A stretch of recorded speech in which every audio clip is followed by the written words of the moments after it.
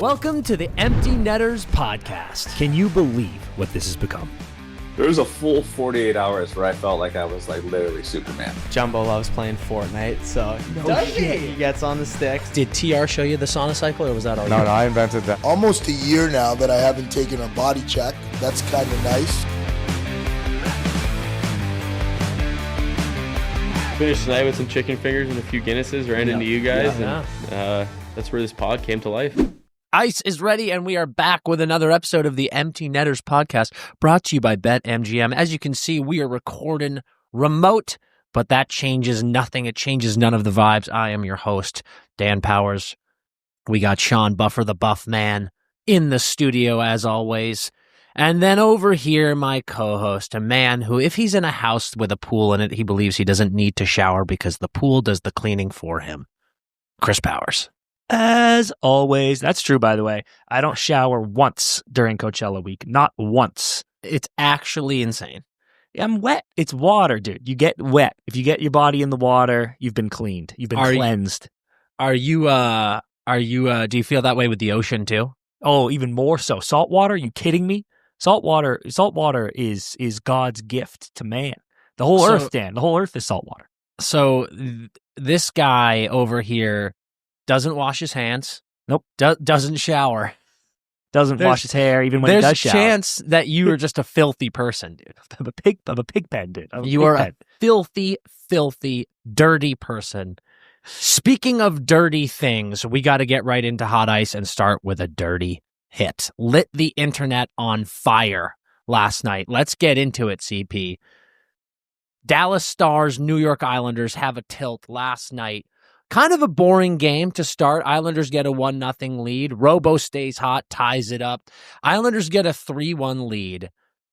And then all hell breaks loose. Robo, the hottest man in Dallas, gets on the board again, makes it a 3-2 game.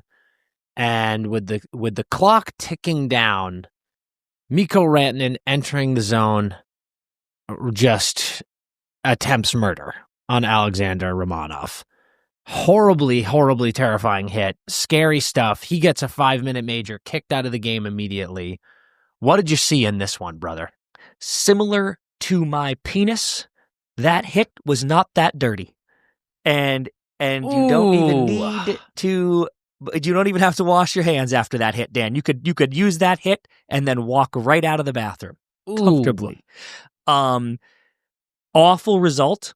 I admit that, obviously. I hate those plays. God, I hate those plays so much.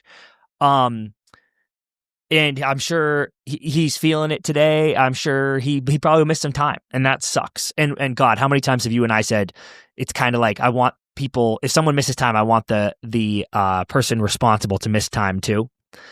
But he is getting, who's behind Moose? I can't remember. I pulled the highlight up again. But I'm not entirely sure. He's getting hooked / tripped. Like it's a hook that turns into a trip that kind of is a shove. Like Moose is falling down and then pushes on Romanov's butt as he's falling down. But literally none of that would have happened if he hadn't been obstructed from behind. Watch it again. Watch it again. I don't like that excuse. It is an excuse, but I'm making an excuse for, like, dude, he got 5 and an ejection, which he should have gotten. But I'm just thinking that's it. Like, I think they go, okay, yeah, time served. Return. If it's more, I'm making the excuse for more penalty because he got the penalty he deserved. He was obstructed from behind. He should be allowed to play hockey moving forward. Wasn't his fault. Wasn't totally his fault. Was partially his fault. So the NHL player safety Department of Player Safety has already announced that Rantanen will not receive any supplemental discipline. So you are in line with the Department of Player Safety, which I don't know if that's a good thing. Me neither. But you are in line with the Department of Player Safety, and like, good for you. Listen. Was it a clear, like, Rantanen is as out of control and is cross-checking him in the back and it's just like dirty, nasty. No, it's not. I agree with you there. I don't think it is this premeditated, truly horrifying hit.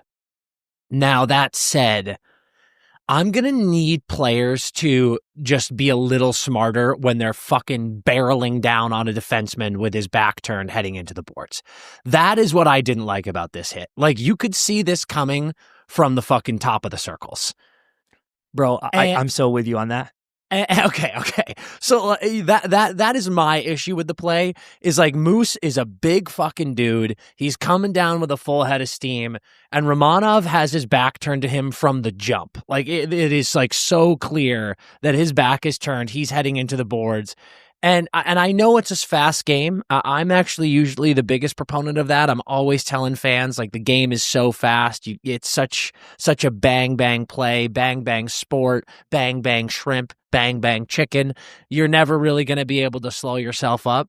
But that is one, hooked or not, his hands are out. He's cross-checking him. And I'm just like, dude, don't do that. Dude, now, what play was it, Dan? I think it was it was Mark Stone on Miro, the knee injury. Yeah. Remember Stone got tripped? Like he was going to make a play. I'm pretty sure this is the one I'm thinking of. Definitely. And then That's he gets exactly tripped, right. Then he lunges. And that's what I feel here. I genuinely believe Mikko was obstructed from behind and wasn't going to do anything violent. But once you are tripped and you, like, your last course of action would be to shove him in the butt as he's going into the end wall, you just have to not do that. You have to be like, oh shit, I've been tripped. I'm falling. I can't push him as I'm falling too. That's what I wish he had done differently.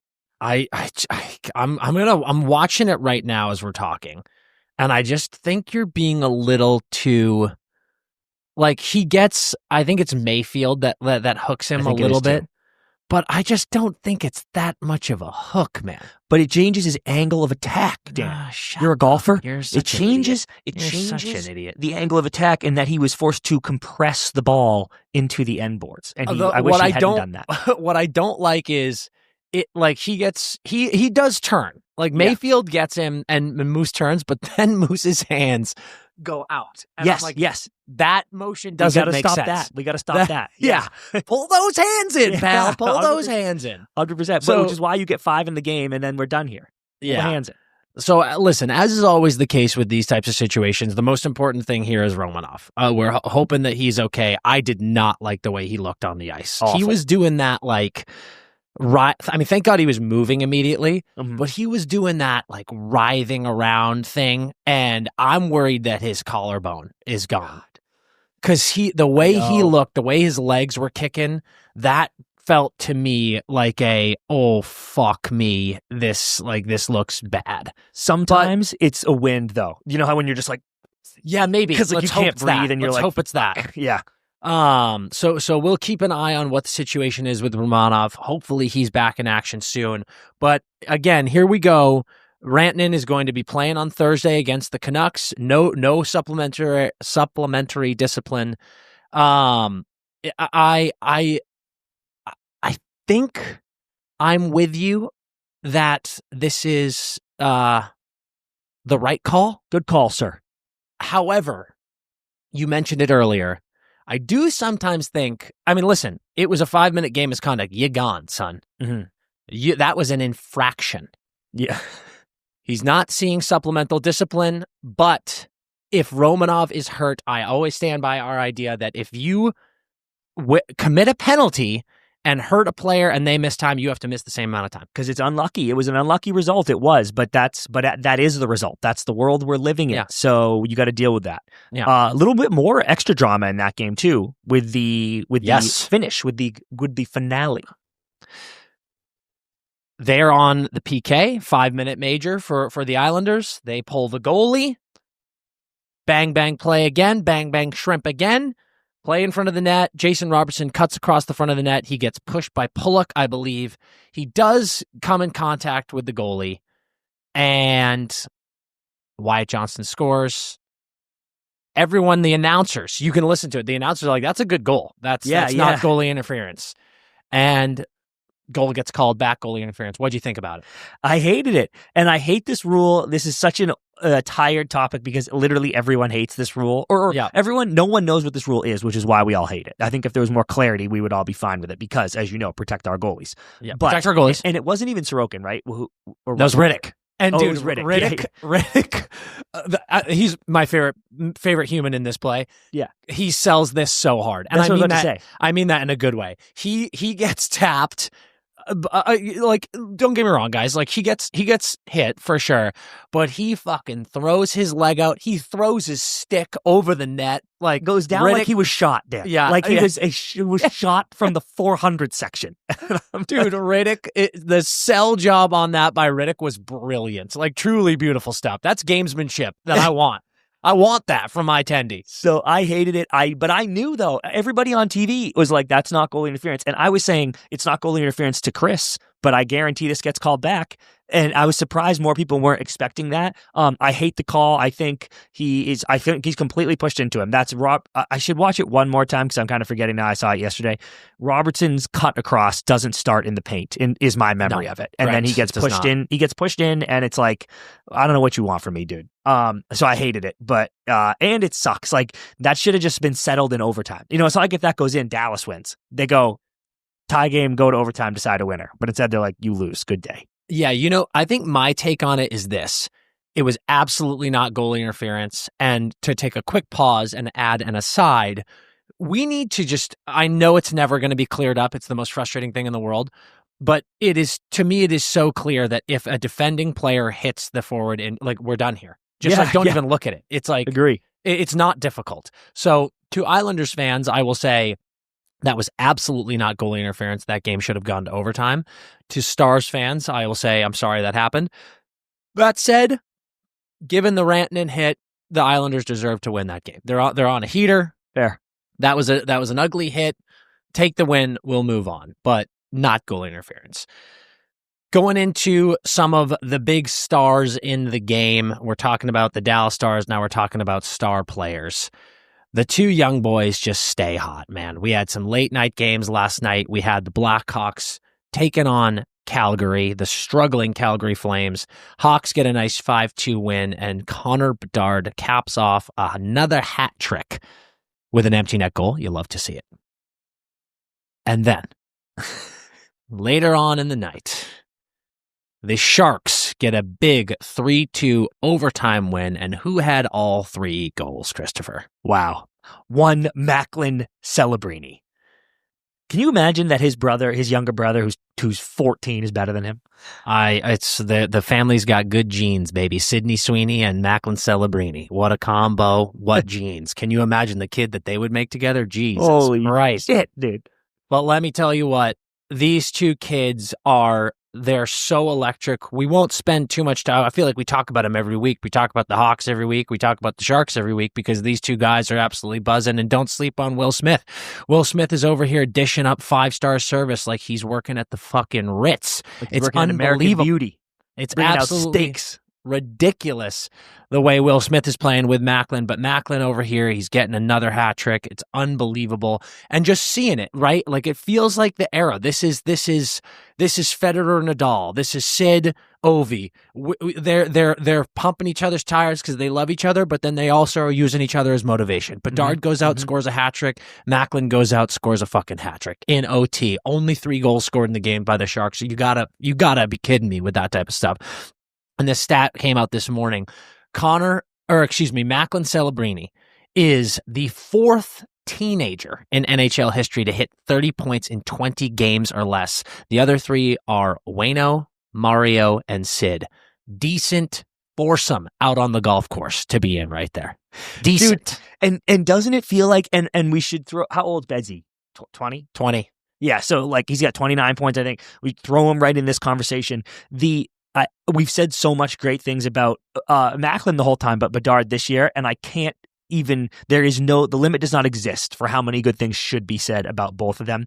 What an awesome leap. And Matt, especially Connor, dude. I'm so impressed and so happy with what Connor Bedard has done this year after he was never even sniffing a bust or anything like that, but just after a kind of first 2 years where I was like, oh, he might not be as good as those other guys who are generational.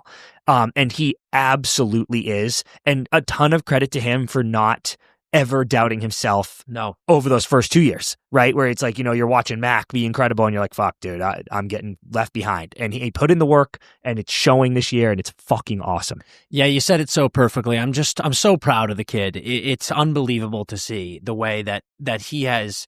And I think sometimes we as fans put too much pressure on these young kids. They're a first overall draft pick. People have been talking about them since they were 16 years old, how they're this generational player. They're going to change the trajectory of a franchise, of an entire city and an entire fan base.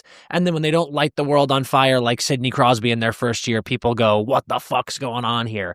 And it's like, they're kids, dude. Give them a break. Macklin is literally a teenager. That is my child. Yeah. And it's like Connor, it was, he's this young guy, so much bullshit going on with that franchise when they brought him in that he is then dealing with as a result.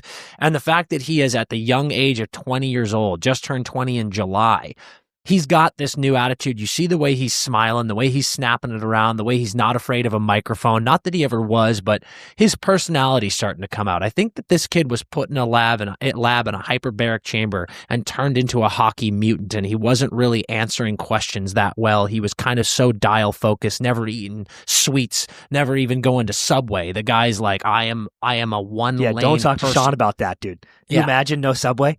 He would absolutely lose his mind. He could never hang out with Connor Bedard. But then it just feels like he's an adult now. He's in the league. He's living on his own, and he's starting to come into his own. And I think he's having fun, and you're seeing it. I don't know if you saw after the game, he's getting an interview, and they're like, what are the vibes like? Like, what has changed? What's going on? And you hear Burakovsky in the background. He's like, my name's Connor Bedard. I'm the hottest player in the league. I'm fucking nasty. Yeah. And Bedard's laughing. It's like, they're having fun, man. And it's like, make the playoffs, miss the playoffs. They are having fun. They changed it. And it's so much a part of him.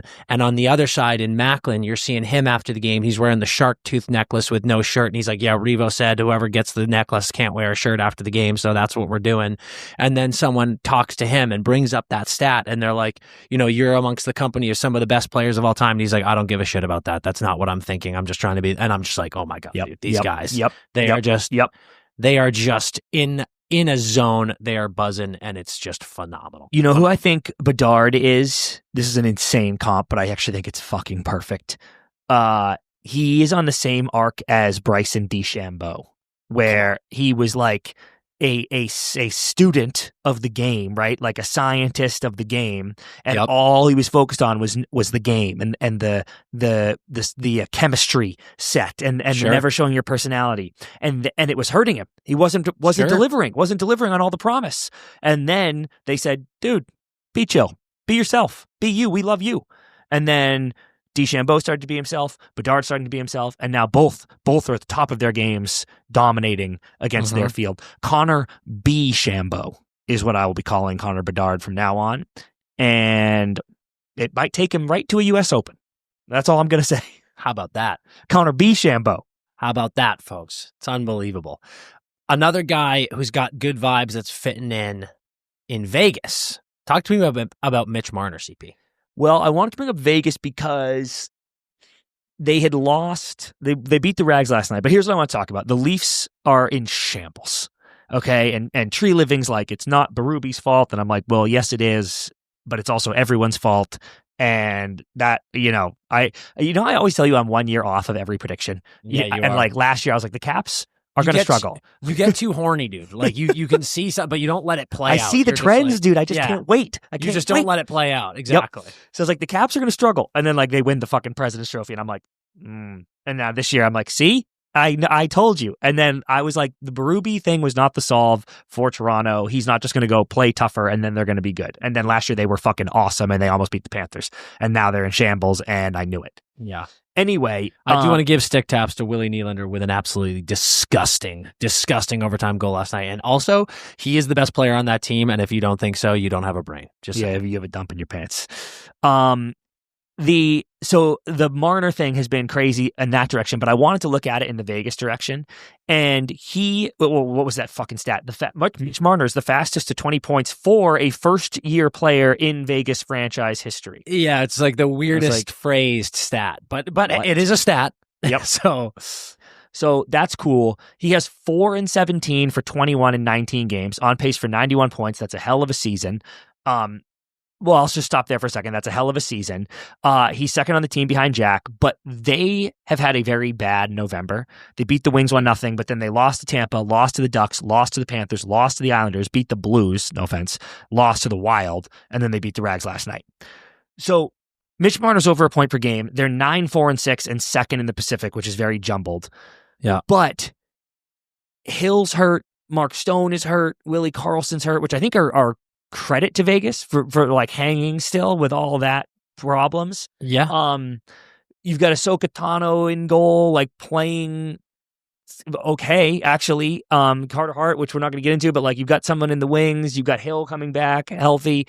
I just wanted to get your assessment on how Vegas has been so far, considering they are in second, but when they got Marner, and I should check BetMGM right now, but they were a heavy preseason, like, oh my God, Vegas is winning the Pacific and probably going to the Cup because they got Marner.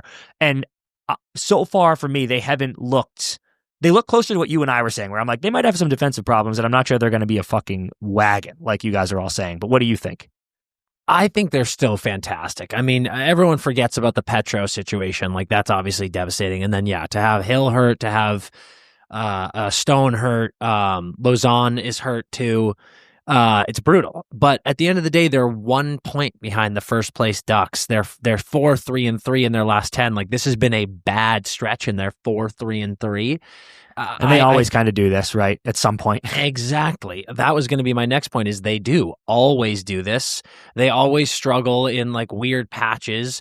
They are. I don't know if the Vegas flu gets them too, but it's like, they are just they're so often banged up. And it actually kind of makes me be like, all the people who are like, yeah, Vegas pulling their typical shit. Don't forget that they can't do that again this year. Yeah. But also, like, I don't know.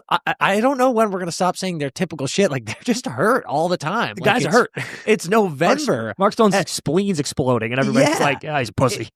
Yeah, it's November and their starting goalie, their captain, and one of their best forwards in Wild Bill are hurt. Like, I don't think they're pulling anything. They're still November. second, Dan, on BetMGM. Avalanche plus 450, Vegas plus 750, tied with Panthers plus 750. Absolutely, as they should be, man. As they should be. So I think when this team is going, I think that they're up there with Colorado is Chelly Malibu, and everyone else is below. But they're in that next echelon for me. Vegas is when they're going, they are amongst the best teams in the league. Is this greedy for me to ask for more from Marner? Like, he's on pace for 91, which is great. But with Jack, I think we all were like, oh my God. Yeah. They're both going to touch another level. Yeah. I don't think it's greedy, but at the same time, it's a little greedy because, like, if you finish with 90 plus points, I'm like, that is absolutely perfect. Like, no, who is ever going to be mad at that? So I think he is doing everything that you could have wanted from him. What did you say? It's 4-17. It's like, That's an exactly Mitch Marner style year. Like, he's going to finish the season with like 20 goals and 80 and 70 assists. And I'm like, yep. But I do think when you are, and we've said this about Jack too, when you are clearly this good at hockey, I need you to score more. I need it. I don't believe that if someone went, Mitch, we need you to get 40 fucking goals, and he kind of changed his mindset and turned to more of a shoot first guy, he could do it. And I'm kind of like, I need you to do that. Like, what are we doing here? But you got Skorofiev here. Jack's, scoring at a decent clip. But yeah, I was just looking. Jack's got 8, Dorofiev 11. So yeah. My issue with Vegas, my only issue with Vegas is actually, I suppose I have two things. Number one, the Mark Stone situation is out of control. Yeah. God. Can you look up Mark Stone stats for me right now and tell me how many games he's played in the last 4 seasons?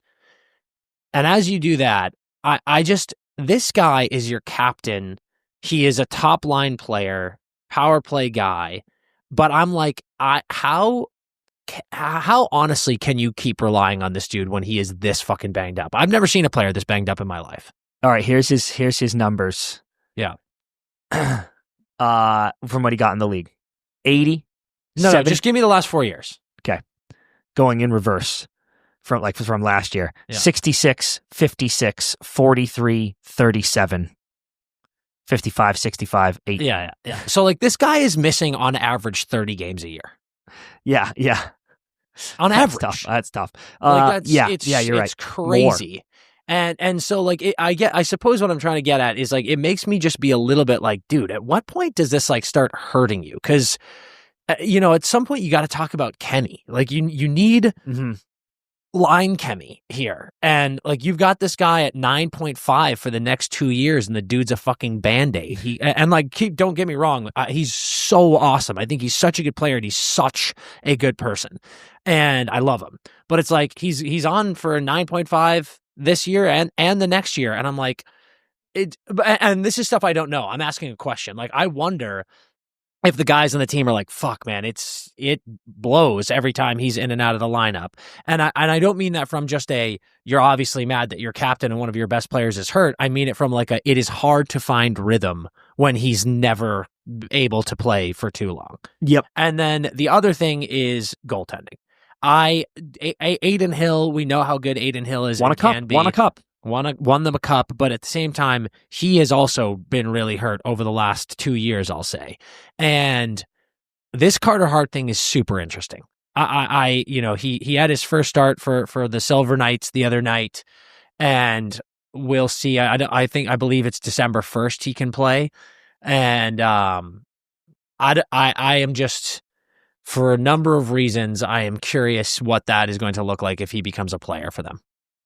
Oh my God. And dude, imagine if he like snaps back in. And remember, we looked up his stats. Like, it's not like Carter Hart was ever that good. He's a very good goalie, and he can play good stretches of goalie, but it's not like he was a Vezina finalist for 3 years in a row and then vanished, and you're getting Connor Hellebuck back. Yeah. So temper a little bit, but just imagine if he comes back and gives them like 9-12 save percentage, 2-3 goals against the rest of the way, and they win a cup, and you're like, holy shit. I know. Like, that will be quite the story, my friend. That will be quite the story. It sure will.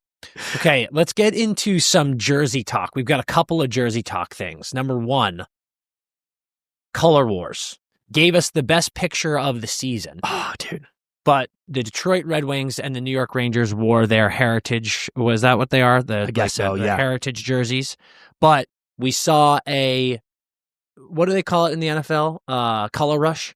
Yeah, good call. I remember that. We saw Detroit wearing their reds, New York wearing their blues. And by God, Chris, was it gorgeous?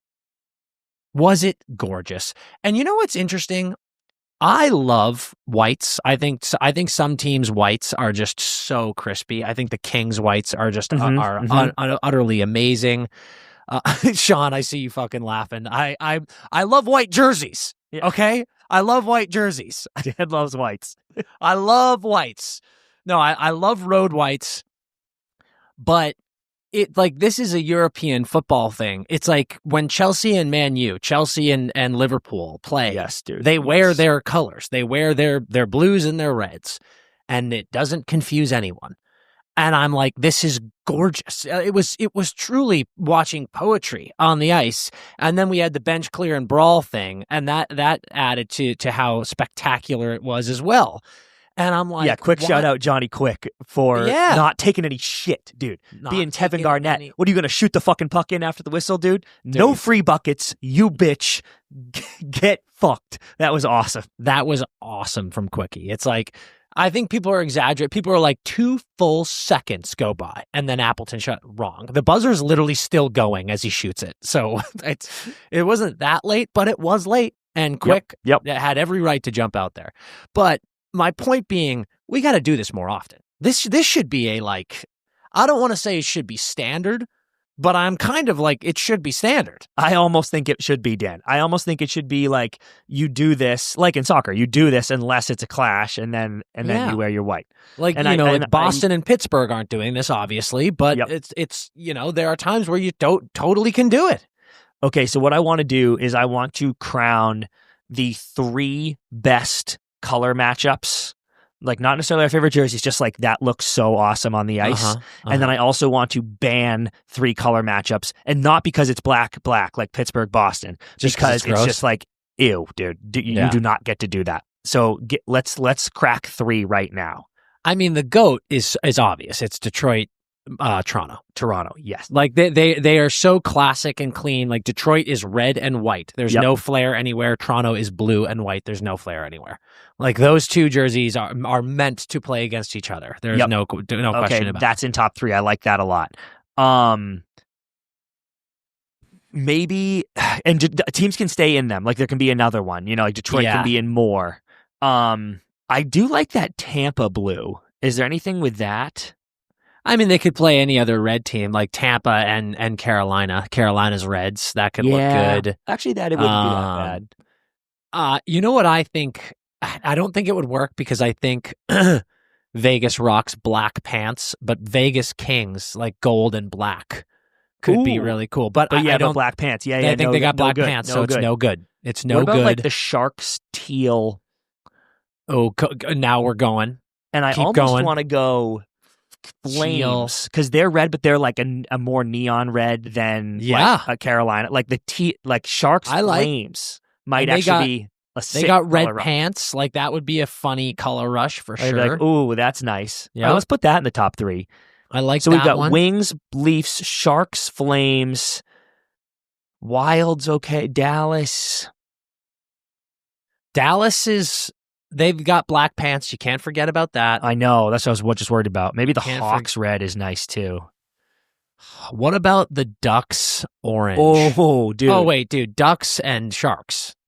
Orange and teal. That would be electric. That one. Okay, you want to replace Flames? Yeah, I think so. Ducks, Sharks. The Ducks all orange. Okay, that Ducks all orange, Sharks all teal. And then Philly, that's kind of weird though. Oh, the Blues are interesting. The Blues powder blue too. Yeah, pretty cool. Could be pretty cool. Is that with a green maybe? What could work? I think we're sleeping on the Kings, the opportunity of the Kings all black setup. With the alt? Or No, they're homes. Okay. They're all black. I mean, like they obviously have silver in the King, but the Kings blacks against like a Preds. The Preds yellow, but the blue pants might get complicated. They have blue pants with those? I'm pretty sure. Jesus Christ. Okay, what about Kings? Blues got to be in there, dude. Blues is sick. What about Kings Hawks? Black and red? Nah, that's not that cool. Kind of dark. What about Kings and then Wild North Stars are alts? Oh, okay. That'd be fun. And you could almost go. No, Dallas is a little too dark too. Okay, fine. We'll do that. We'll do Kings, Wild, North Stars. Now we got to ban 3, and I have one right away. Okay. Ducks, Preds. I'm like, fuck you, dude. That'd be horrible. It'd be way too close. No, I don't. I think it's plenty different enough, but it's just like that, like the burnt orange and that yellow. I feel like, dude, Jesus, get off the ice. I immediately thought of the Stars. Fucking the Stars jerseys suck. I've been saying this for years. The Stars jerseys are fucking terrible. Like when you came from the OG Madonna Dallas Stars unis, some of the sickest sweaters you've ever seen, and then this is what you're rocking. We gotta get it together. We gotta fix that, dude. But the Stars greens against the Flyers would be just, oh my God, that would be terrible. I hate that too. I hate that it. too. That's good. I hate that one. That's really good. I hate that one. And then maybe like, what's the Avs? The Avs are. I mean, they're that burgundy and royal blue now. They're so clean, but I don't know that it would vibe with anything that great. That's what I'm trying to think. If there's a bad one in there, like if Avs Montreal would be literally too close because it's like a flip. Yeah, way too close. But maybe like Avs Wild would be kind of gross. Yeah. I mean, Avs Dallas. Avs Blues. They hate each other. Yeah, Dallas with everybody. Dallas with everybody. Preds Flames. I'm banning Preds Flames. I'm also banning. No, I actually want a Christmas. There's got to be a good like Wild Montreal. Maybe Wild Montreal gives you my Christmas vibe. Yeah, that's pretty good. I fuck with that one. I like it. The other jersey topic before we take a quick break was we got the Winter Classic drops. We got the Florida Panthers and the New York Rangers. I don't want to continue on the Rangers hate here because we were very vocal about not liking these like the anniversary jerseys they've got this year. But the Winter Classic one is just the reverse of it. It's just white. I don't love it. I don't love it either. And it's, again, it's the same as the other ones. They're not terrible. They're just kind of cheeks. And it's the font for me. Okay. I was going to ask. Rangers, yeah. Red, white, and blue. It's classic. It's the best color sequence you could have in sports, in my opinion. Their normal jerseys are top 3 in the NHL. And Stadium Series a few years ago. Easily number one. Easily the best ones. And like that NYR was so cool. The font was cool. There's multiple colors in it. And these ones are just like, they're white. It's a very simple, plain font, one color. It looks like a fucking beer league sweater. If you take the New York off it, I'm blocking it off right now. Yeah. I actually really like the jersey. I completely literally agree. Take the letters off. And start with that template, and I'm like, I like this. I like what we're doing, and I just wish we had done something different right here. Exactly. That my issue is it is not a cool font. The font ruins it. Would you wish it said Rangers, or that's too? No, I don't care. I just like give me some like shadowing. Give me multiple colors or something. Sure. Give me a cooler font. Give me like an old school. Give me like an old English font. Yeah, something like the New York Times. Something to mix it up, but it's like the names on the back, the New York on the front, the captaincy. It's all like that same color, boring font. And I don't love the collar either. The red collar. I don't hate it. But by God, on the other side, the Florida Panthers jerseys are fucking perfection. Incredible. They are just utter perfection. I mean, you brought back the snarling cat that everyone has been begging for. Like everyone wanted that back. And they're going with like the brown old school pants and gloves. The socks are out of control. It's like yellow everywhere. It's like, this is what you should do with Winter Classic jerseys. Like, have fun, be crazy. I love them. I want this jersey so good that and this has happened in a few years where I'm like this. This is your jersey for the rest of the season. Like, it is literally Mighty Ducks Goodwill Games in second intermission coming out in the Ducks jersey and like, yo, this is it. This is what we look like now. Yeah. Absolute majesty from that cat, dude. It is Change nothing. Change absolutely nothing. Yeah. Okay, we're going to take a quick ad break, and then we'll come back talking about a guy who's going to look great in that jersey. Babes, you know that we have teamed up with BetMGM, the best online sportsbook in the game, and we are in the midst of one of the most electric hockey seasons we have ever seen because the new era of talent, the new era of star is here to stay, and they are lighting the lamp left and right. And with BetMGM right now, we've got the NHL hat trick jackpot going on. We love an anytime goal scorer, and right now we've got two of the best young players in the league scoring hat tricks left and right with Connor Bedard and Macklin Celebrini. So what you can do with the hat trick jackpot, you bet an anytime goal scorer, and if your person that you pick scores a hat trick, that's 3 or more goals, you get put in your chance of a share to win 10,000 smackers in bonus bets.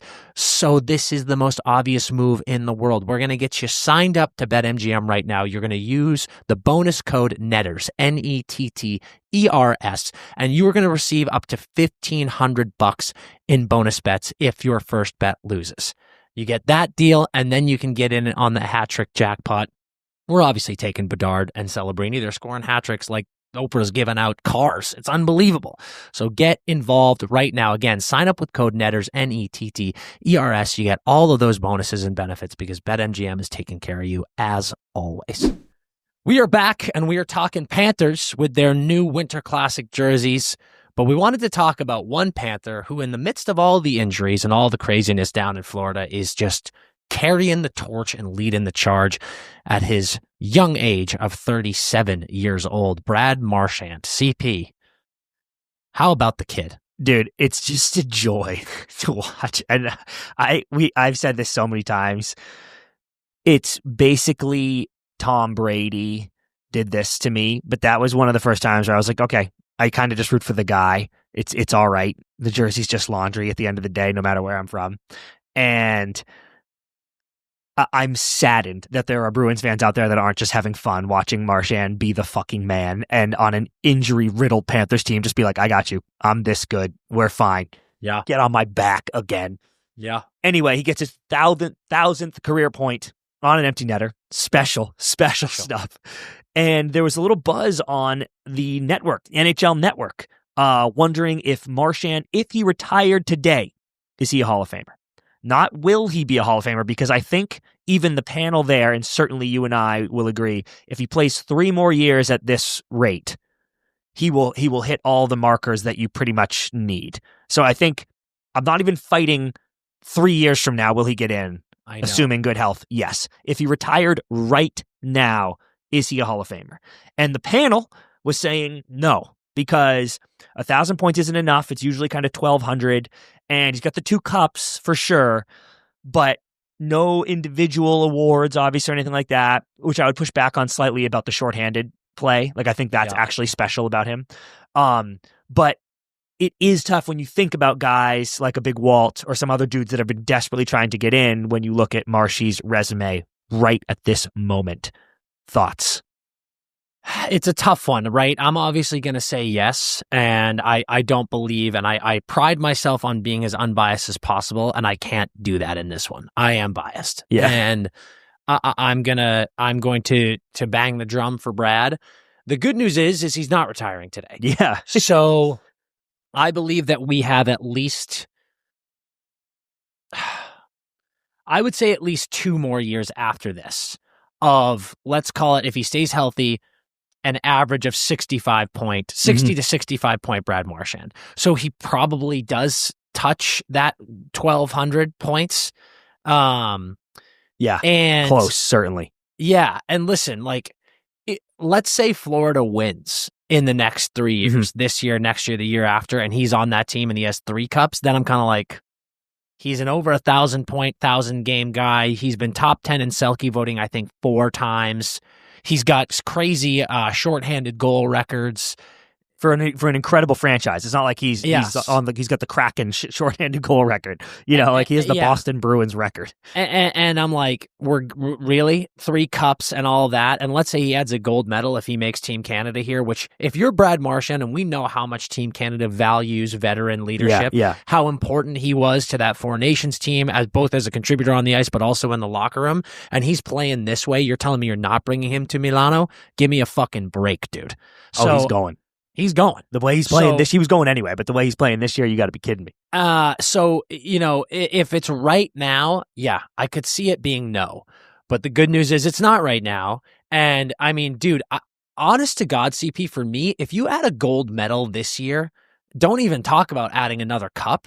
I'm like, he's in. I agree. 2 cups, gold medal, perennial or multiple time All-Star. I don't know how that guy doesn't get it. I think the cup, I would be surprised if the gold medal doesn't do it for even the haters currently. If they get a gold, I go, dude, he has a gold medal. But I'll go even farther, Dan. The Panthers Cup last year cemented it for me. And that's even before he had 1,000 points. Before that cup, I heard the argument. Rookie year cup, and then nothing, right? Like a lot of team success and the shorthanded chip, but no individual stuff. And he's just been a great player, but it's not the Hall of Very Good, right? And without that second cup, I didn't think he would be in. And then don't forget, though, he's been to 4 cups. Yeah, that's incredible. That's important. Yep. And on the team, a leader and top contributor on the team with the most points in regular season history. Yeah. So he's done so much shit, but I was like, I hear the argument. When they won the cup last year, especially the way he played, the conversation ended for me. He's in for sure. And, it's a debate. I get it, but I was already sold with the second cup. Yeah. Fuck. I think that's right. I think that's right. I mean, it's not to do the Boston thing, but I do think he is very good Julian Edelman comp. Okay, yeah. And you know what's also interesting is Benny obviously deserved it, but if Brad got that Conn Smythe last year, like would he be in? I know. Yeah, right. It's interesting. Because then you go, there's your individual award. Yeah. Also worthy to note, he is 8th all time in shorthanded goals, and if he gets 3 more, he will move up to 5th. Ooh, who are the top 4? Top 4 is Wayne, Mess, Yzerman, and Mario. Wayne has 73.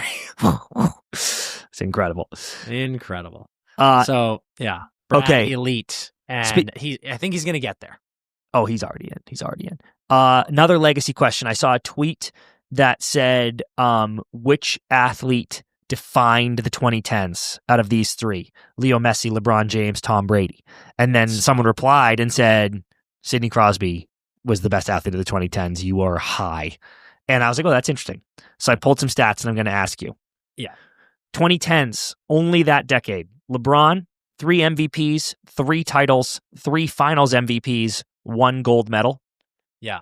Let's talk about one of those. Was one of those titles the Mickey Mouse one or? Yeah, no, because that was 2020, right? Yeah. All right. Yeah. These are like the early Heat ones and then his Cavs one. Yeah. Which was iconic, but it was also Kyrie Irving's title. Correct. LeBron a bitch, dude. Brady, 2 MVPs, 3 Super Bowls, 2 Super Bowl MVPs, no gold medals. Leo Messi, 2 Champions Leagues, 5 Ballon d'Ors, 7 league titles for Barca. Crosby, 1 MVP, 2 cups, 2 Conn Smythe, 2 gold medals. Give me the order. Power rank those. Yeah. I mean, listen. The gold medals are tough because Tom doesn't even have a chance at that. And frankly, neither does Leo. Like World Cup would he does. And they did. I mean, he got one. I mean, it was amazing, but it just wasn't in 2010s. Yeah. The gold medals is tough. So let me break this down, okay? Yeah. LeBron, bitch. But maybe the greatest basketball player of all time behind him. Oh, yeah. So, like, he's, it's like, I love him or hate him, and I'm not a fan. He is an undeniable basketball talent, and it has been an absolute joy to watch him play basketball. But I think the Heat titles were a little lame because of what they did. I think the Cavs title was one of the coolest things ever, but I think Kyrie kind of won him that title, for being totally honest. And the gold medal is kind of a Mickey Mouse gold medal if you're USA basketball. Yeah. Like, are you on the team? You have won a gold medal. I completely agree. So that was going to be my first thing. Like, not winning gold for USA basketball is embarrassing. Yeah. And, like, don't forget, their latest gold was won completely on the back of an old man Steph Curry. Yes. And, yeah. Brady is just utter perfection. All 3 of those titles were absolutely ridiculous. 2 Super Bowl MVPs, 2 league MVPs, insane. Let's not even forget the age he was towards the end of that. I know. And if we're talking Crosby, like Crosby, 1 MVP, Brady, 2 MVPs, 2 cups, Brady, 3 titles, 2 Conn Smythe, Brady, 2 Super Bowl MVPs, 2 gold medals is a bonus, but Brady doesn't even have that. So I think that alone, I'm like, Brady is obviously better than Sid. Okay. Now, Leo Messi having 7 league titles in 10 years is hysterical. I know, but it's kind of bullshit because it was literally just like there's only 2 good teams. And La Liga is ass. There's like 3 good teams. 2 UCLs. That's great. Yep. Great. And 5 Ballon d'Ors, man. Like 5 times you are the best player on earth in every single league. That's wild. So I'm going to go Brady, Leo, Sid, LeBron. Fuck you, LeBron. It's dude, LeBron is last, obviously. It's not even like, this isn't even a question.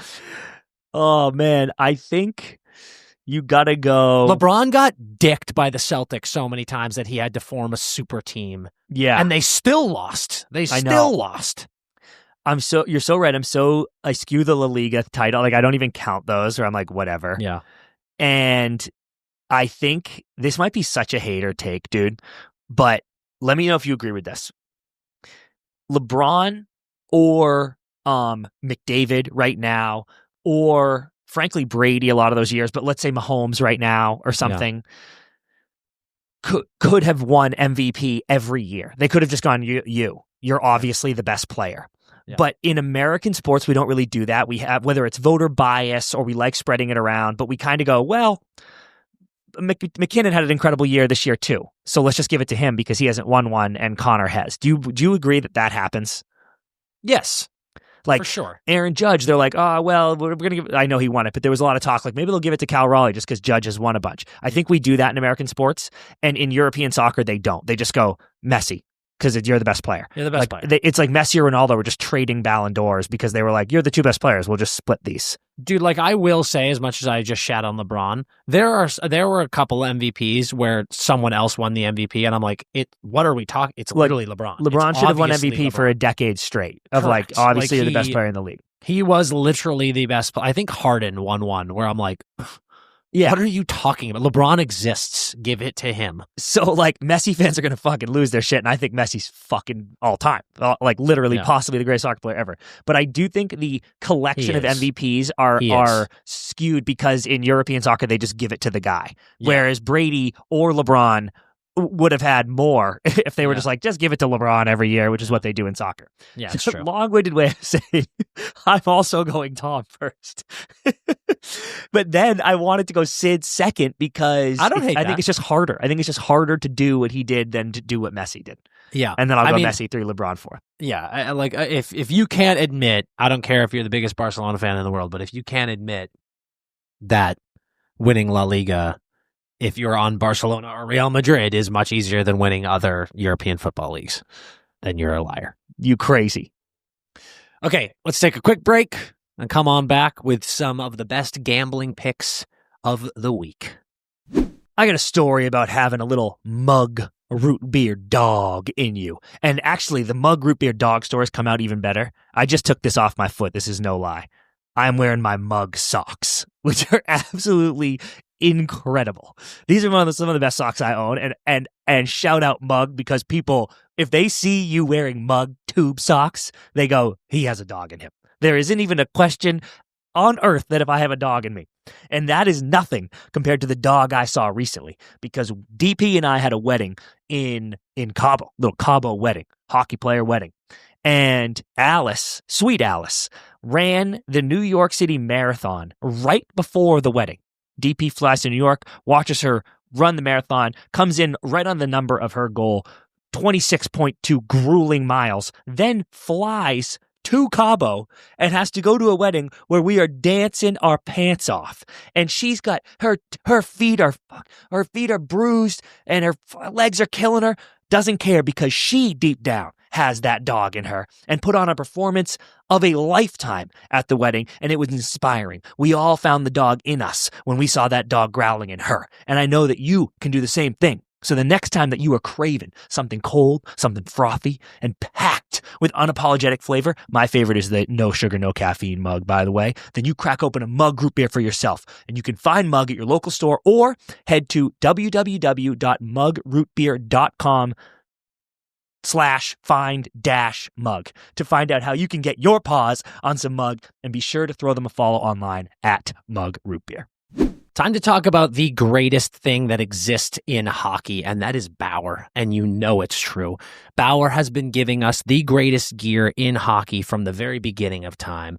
If you want to go out there on the ice, whether you are playing in high school, whether you're learning to skate right now, whether you're in college or you're in beer league like me, you want to play and feel like a pro. And Bauer is the best company to help you do that with all of their gear, all of their unbelievable equipment. And today I've got to talk to you about the newest stick on the market, the Bauer Pulse. Just the name alone fires me up so much, but let me tell you what, this stick has completely revolutionized the game of hockey. They've got the kick point innovation, 2 distinct energy zones in that shaft that give it a mid-kick feel and a low-kick release, and it's bringing you a new level of speed and accuracy to every single part of your game. And I'll also say the grip. The grip is unbelievable. The Pulse features a new raised ink design that offers premium feel and next level grip to keep you and your stick locked in. You can feel the texture along this, and it's not like that overly sticky grip. This stuff is just beautiful. It feels incredible. It's a stiff and lightweight blade core, helps you feel the puck through every touch while you're stick handling, while you're going top shelf, bar down, whatever it is. It brings a pop and an energy to your shot, and the redistributed weight moves the balance point higher to optimize performance and make the Pulse feel even lighter than it looks, which is just truly insane. So this is exclusive to Bauer Hockey. It's an ultra lightweight and rigid boron fiber material that creates a high strength to weight ratio, optimizes energy storage, and increases reactivity. It's unbelievable. It's got it on all of their Bauer sticks, and the Bauer Pulse is just changing the game in every single way. I'm telling you, I put this thing in my hands. I went on into beer league. I scored 2 goals immediately, and that doesn't happen that often. I'm a D-man, and I'm out here just ripping it in every single time with the Bauer Pulse. Whether it be your pants, your helmet, your gloves, or your workout gear, which you know I love too, and then right down to the stick and the Bauer Pulse. Bauer is going to give you the best gear in the game every single time. So you're going to level up your shot, and you're going to grab that new Pulse at Bauer.com. You're going to go to Bauer.com to find all of the best gear to make you feel and look like a pro. We are back from the break, and we are now here in our gambling segment with Professor's Puckline. However, you will notice something different today.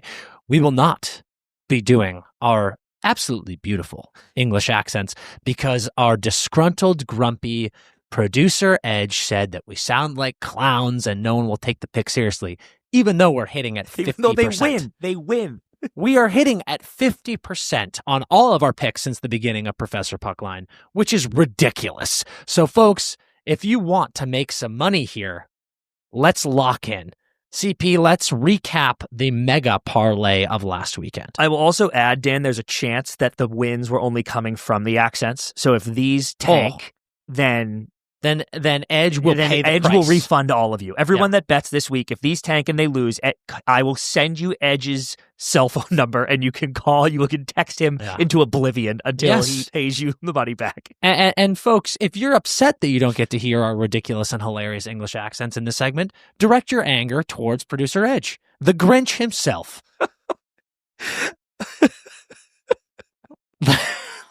Let us put on our studious caps and get into the goods. Last week, Chris, run down the mega parlay. The mega parlay started horrifically. Panthers no, Ducks no, Habs no. You lost the first 3 games, just dead. You're dead. Panthers no, Ducks no, Habs no, Kings yes, Wings no, Devils yes, Canes no, Jackets no. Staring down a 1-12. And I was like, yo.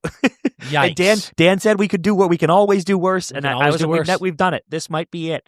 But then Hawks, yes. Knights, yes. Stars, yes. Jets, yes. Spunk, yes. Nice finish. 7-6 in the mega parlay. I mean, still terrible, but winning records win out.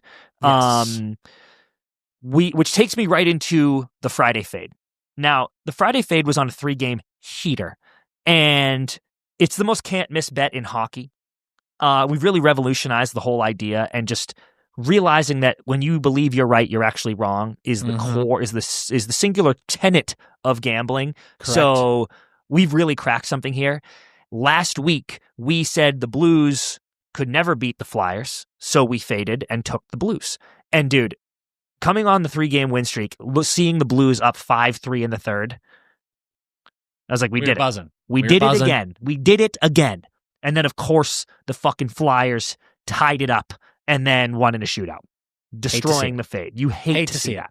But this is how we get right. Though. It was right there. It was. We're clearly, we had won 3 straight. We lose in a shootout. We're all over this one. Guys, the Friday fade is the no doubt best bet in hockey right now coming from the professors. So we're going to stay hot on the Friday fade, and CP, I don't even need to get into the Friday games because there is one choice right here. Well, let me tell the viewers. No.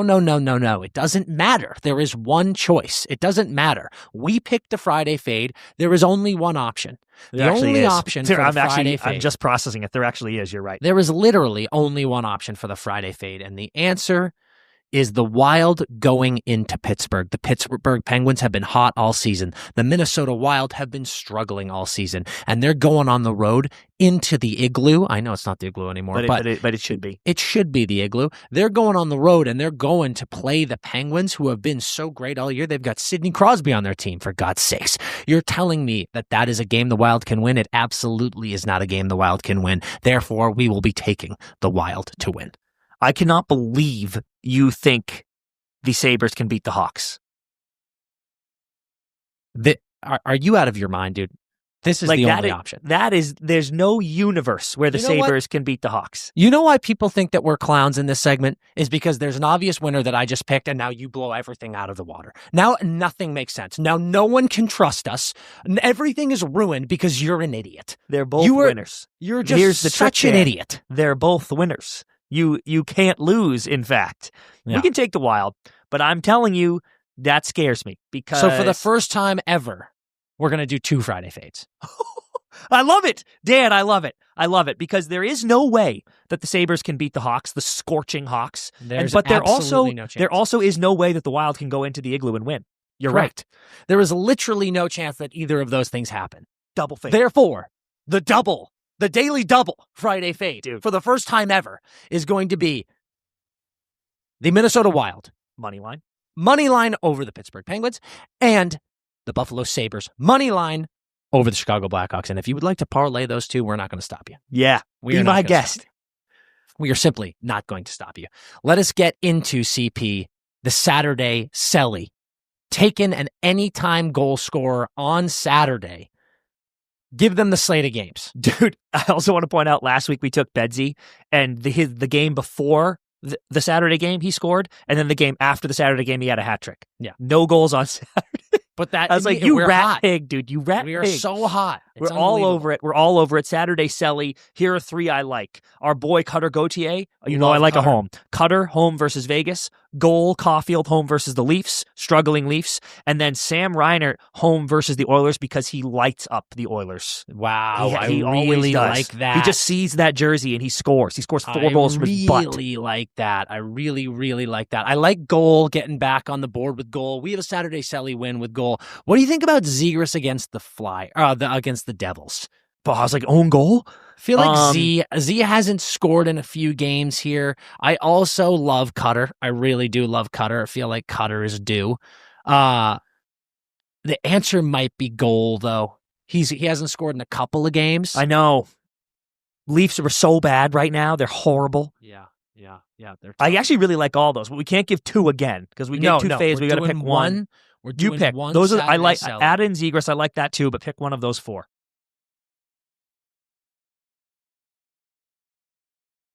Man,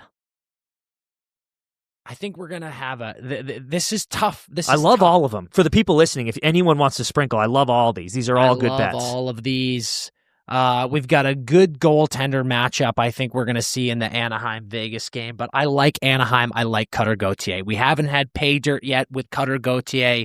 That's our boy. He's a friend of the program. He's playing a nice game at home on a Saturday against the Vegas Golden Knights. Let's go. Cutter Gauthier, anytime goal scorer, Anaheim Ducks against the Vegas Golden Knights. Boom. I have tremendous news for all of those that tailed the Sunday hat trick parlay. We hit, baby. After being 1 leg away every fucking time, the doctor delivered the medicine, went down smooth like it was from Mary Poppins' spoon. And that would have been even cooler in a British accent, but I can't do it. But think about Mary Poppins in a British accent. Holy shit, that would have been incredible. I would have gone into song. Wouldn't that have been great? I would have broken right into song. Too bad you're not getting it because you did get a winner. We had the global series, Penguins and the under and a Carlson point at home in front of his friends and family. Ching! That was sick. And Locks was all over it. He said 1-0 Penguins. They won 4-0, but he was all over the shutout. Incredible snipe by the doctor. However, Dan, this week we are doctorless. So we are going to have to prescribe a Sunday hat trick parlay on our own. I'm going to channel Dr. Locks in Please, this one, right? Do we need it? Okay. I like 2 games here. There are 2 games that I like. I really like Seattle at the Islanders, going on to the Isle, and I really like Colorado in Chicago. What a cool game that is, dude. Cool game. Beautiful stuff. I like the over in one. I like the under in the Locks got me scared of overs, to be honest. I know. But if you're telling me that Colorado-Chicago game isn't obviously going to be rich with goals, then you, sir, are a poor man. I am telling you and promising you that game is going over. Do we want to take the over or do we want to take the under? God, he's got me drunk on unders, but I always love an over. Life's too short for the unders, I always felt like. You do. So maybe, and I love that game. Let's do that game. Let's go over 5.5. Okay, we're going to go over 5.5 goals in the Colorado-Chicago matchup. The Colorado Avalanche are the best team in hockey right now. The Chicago Blackhawks have the hottest star in hockey right now. That's why we like the over. But I don't believe, even at home, the Chicago Blackhawks can handle the firepower of Cale Makar and Nathan MacKinnon. So we're going to take the Colorado Avalanche money line. We're going to take the over. And the most obvious bet in the world right now is we're going to put in a Cale Makar point. Ooh, I thought you were going Nate goal for sure. No. We're not going to get greedy. I think he might light the lamp, but we're taking a Cale point.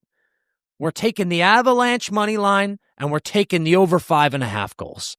And we'll see you on the other side. We will see you on the other side. And now, CP, we're adding a new little element of the mega parlay. We're still going to do the mega parlay because, listen, if it hits one time, then we live on a beach. Yeah, then we all live on a beach. So, boys, Sean, get that microphone on. We're going to quickly run through the Saturday mega parlay, 12 games.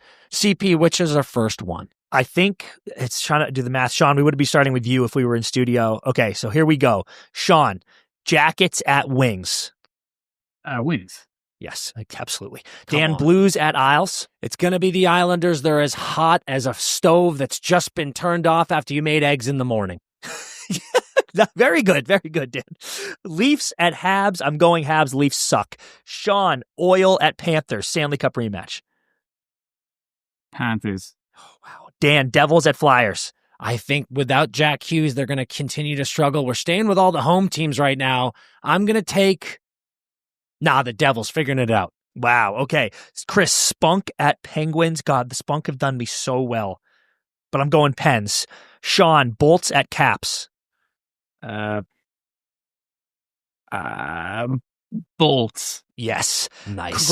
Dan, Sens at Sharks. I'm going to go ahead and I'm going to take the Senators here. Wow, nice pick.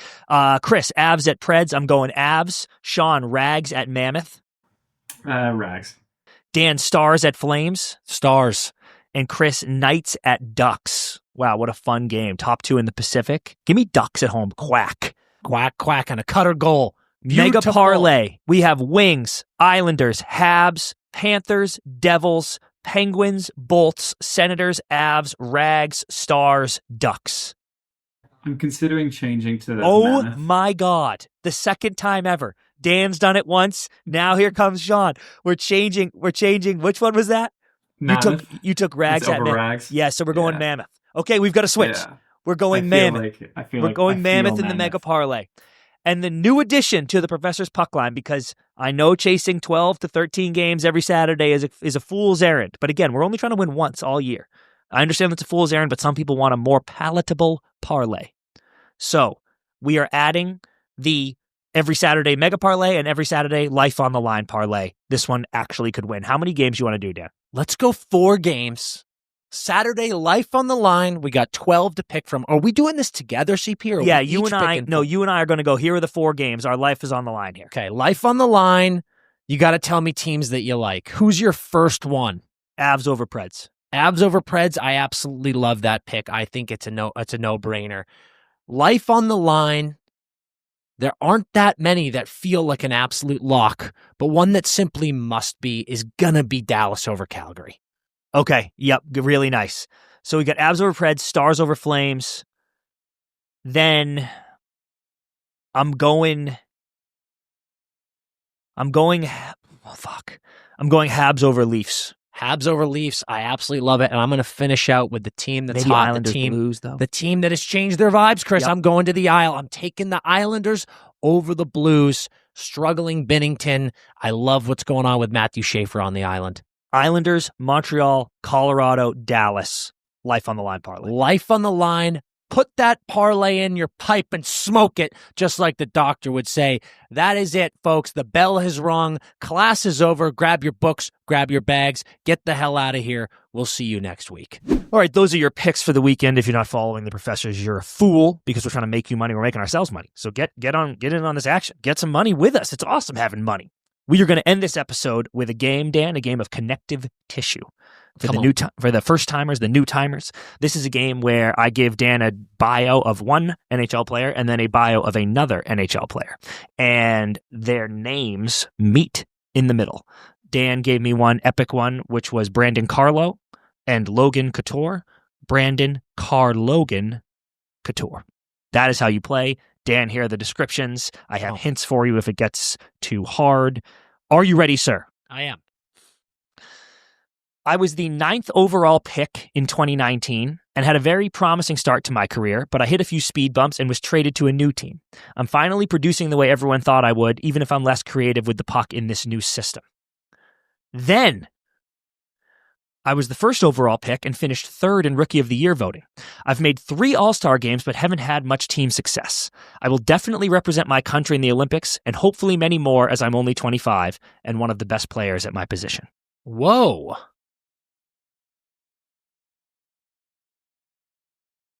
Whoa. I can read them again, and I have added hints.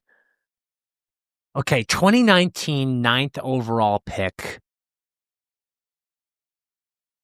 Say, give me the first guy again. Yep, I was the 9th overall pick in 2019 and had a very promising start to my career, but I hit a few speed bumps and was traded to a new team. I'm finally producing the way everyone thought I would, even if I'm less creative with the puck in this new system. Oh, okay. I got that one. That's great. That's a very good description. Yeah. Do you want the hint for him, or do you believe you have it already? I think I got it. Okay. That is one guy. Yeah. I don't remember if he was 9th overall, but that is one guy. Okay. And then I was 1st overall pick and finished 3rd in Rookie of the Year voting. I've made 3 All-Star games, but haven't had much team success. I will definitely represent my country in the Olympics and hopefully many more, as I'm only 25 and I'm one of the best players at my position. Okay, so that's a defenseman. Oh, I got it. Only because I have the first one. Yeah. This is going to be... Oh, this is great. This is going to be Trevor Zegrasmus Dahlin. That is exactly right, Daniel. That is Trevor Zegras, Rasmus Dahlin. Zegrasmus Dahlin. That's sick. The hints for Zegs were, I'm happy in my new home, or I'm happy my new home keeps me out of the sunshine more often.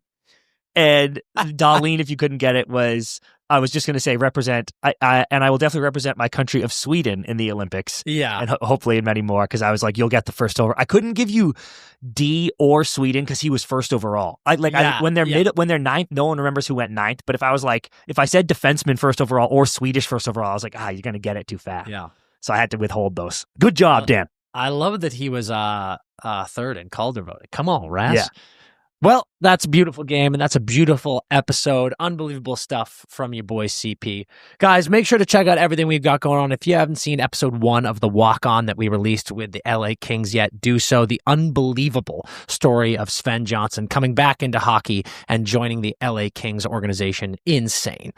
Make sure that you are subscribed to the YouTube, folks. Go do it right now. Hit pause. Go subscribe. And while you're at it, hit the Empty Netter shop. Get some new merch. I'm rocking it right now. It's absolutely beautiful. CP's got the beard. God, that shirt is the best shirt in the fucking world. Great shirt. It's absolutely ridiculous. So, folks, we absolutely love you. Make sure you go do all those things. Have an incredible weekend. Lock in some of these picks that we gave you. And until we see you next week, there's only one thing to do. Skate hard.